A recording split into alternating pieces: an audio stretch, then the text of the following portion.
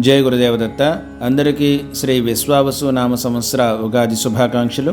ఇప్పుడు చెప్పబోయే రాశి ఫలితాలు ఎంత మేర జరుగుతాయనేది మీ వ్యక్తిగత జాతకాల్లో ప్రస్తుతం నడుస్తున్న గ్రహ మహాదశ అంతర్దశలను బట్టి మీకున్న యోగాలను బట్టి సవరింపబడతాయన్న విషయాన్ని జ్ఞప్తికి ఉంచుకోండి. ముఖ్యంగా అనుకూలమైన ఫలితాలు ఉన్నాయి కదా అని చెప్పి పొంగిపోవడం కానీ, ప్రతికూల ఫలితాలు ఉన్నాయి కదా అని చెప్పి బాధపడడం కానీ చెయ్యక్కర్లేదు.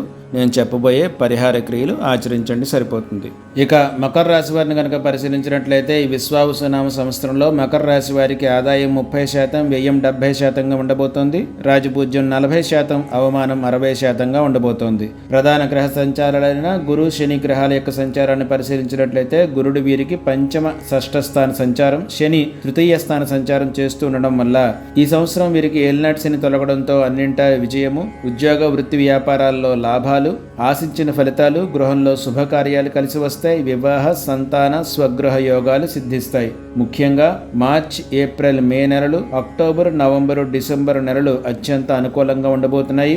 దీర్ఘకాల సమస్యలకి పరిష్కారం లభిస్తుంది. శక్తికి మించిన కార్యాలు సంకల్పించి మీరు ఈ సంవత్సరం సాధించే అవకాశం అనేది కూడా కనిపిస్తోంది. అలాగే ఈ సంవత్సరం వీరికి మే నుంచి అక్టోబర్ వరకు గల కాలము, అలాగే రాబోయే జనవరి, ఫిబ్రవరి, మార్చి నెలలు, ఈ నెలల కాలం కొంత జాగ్రత్తలు పాటించవలసిన అవసరం అనేది కనిపిస్తోంది. అన్నింటా నిదానంగా వ్యవహరించి ముందుగా మీరు ప్లాన్ చేసుకున్నట్లయితే ఈ సంవత్సరం అంతా కూడా మీకు యోగదాయకంగా ఉంటుంది. గురుచరిత్ర పారాయణ అన్నది విధిగా చేయండి. సిట్రిన్ మాల ధారణ చేయండి. ఏకాదశిముఖి రుద్రాక్షని ధారణ చేయండి. ఈ పరిహారాలు పాటించినట్లయితే ఈ సంవత్సరం అంతా కూడా మీకు జయకరంగా ఉంటుంది. జై గురుదేవదత్త.